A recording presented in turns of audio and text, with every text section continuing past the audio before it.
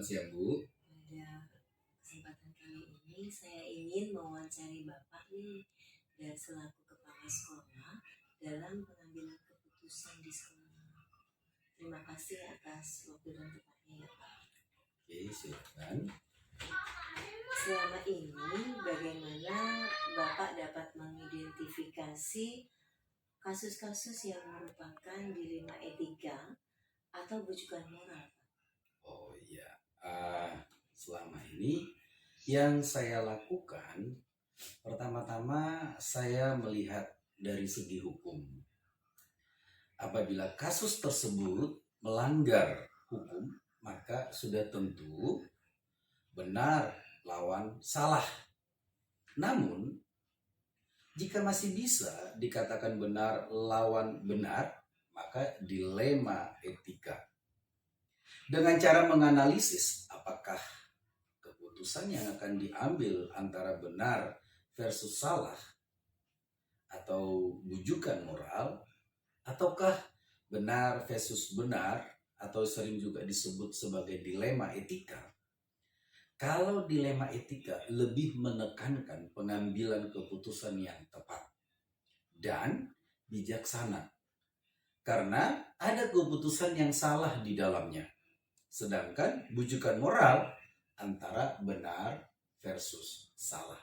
Jadi itu yang saya lakukan untuk mengidentifikasi kasus seperti itu. Lalu nih Pak, selama ini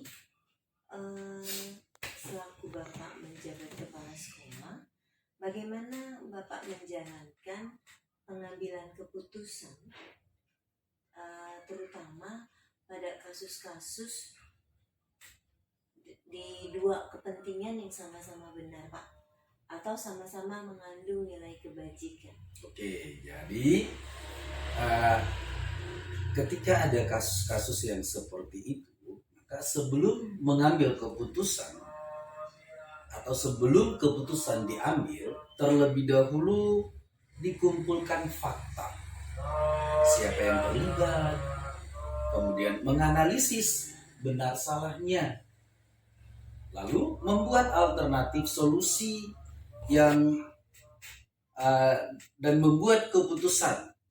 Ya, ketika kita membuat alternatif solusi dan membuat keputusan, maka kemudian kita merefleksikannya serta semuanya itu harus dibawa dalam doa. Diawali dengan penelusuran masalah, kemudian mengidentifikasi masalah hingga terbentuklah kesimpulan, dan dari kesimpulan inilah sebagai dasar dalam pengambilan keputusan. Nah, kemudian utamakan yang menjadi prioritas dengan keputusan berpihak pada murid tapi tetap memegang teguh kebijaksanaan. Nah, itulah yang saya jalankan dalam mengambil keputusan dalam kasus yang dimaksudkan tadi. Lalu langkah-langkah atau prosedur seperti apa yang biasanya Bapak lakukan di sana? Langkah-langkahnya, ya menentukan penyebab permasalahan. Itu yang pertama. Kemudian menentukan siapa yang terlibat. Lalu berdiskusi dengan warga sekolah. Membuat beberapa solusi keputusan. Kemudian menimbang lagi dari berbagai sudut pandang sebelum memutuskan. Dan setiap keputusan yang dilakukan dibawa dalam doa. Mengidentifikasi masalah, mengklarifikasi tujuan khusus yang diinginkan, kemudian memeriksa berbagai kemungkinan untuk mencapai tujuan dan melakukan keputusan. Mengidentifikasi masalah, kemudian melakukan diskusi dengan pihak yang terlibat untuk mengambil keputusan yang terbaik. Jadi ada beberapa hal yang perlu kita lakukan ketika kita mau menentukan menentukan penyebab permasalahan tersebut. Demikian. Kemudian Pak, hal-hal apa saja yang selama ini yang Bapak anggap efektif dalam pengambilan keputusan pada kasus dilema etika?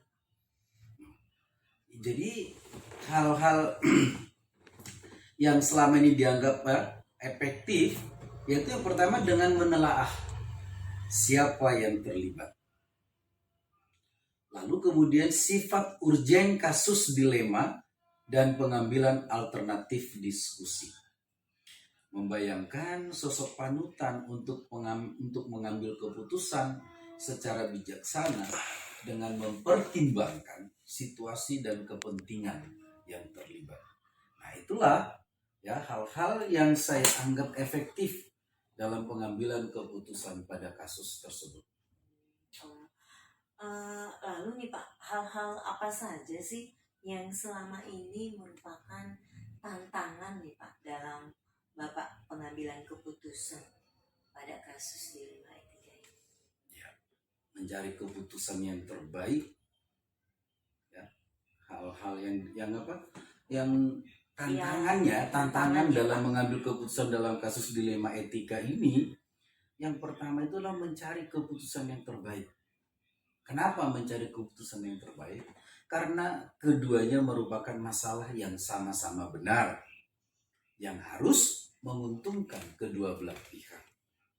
Di saat keputusan yang diambil bertentangan dengan keputusan dari pihak lembaga, maka keputusan yang diambil terkadang melanggar prinsip keadilan bagi anggota yang lain, karena seolah-olah seperti ada perlakuan yang istimewa.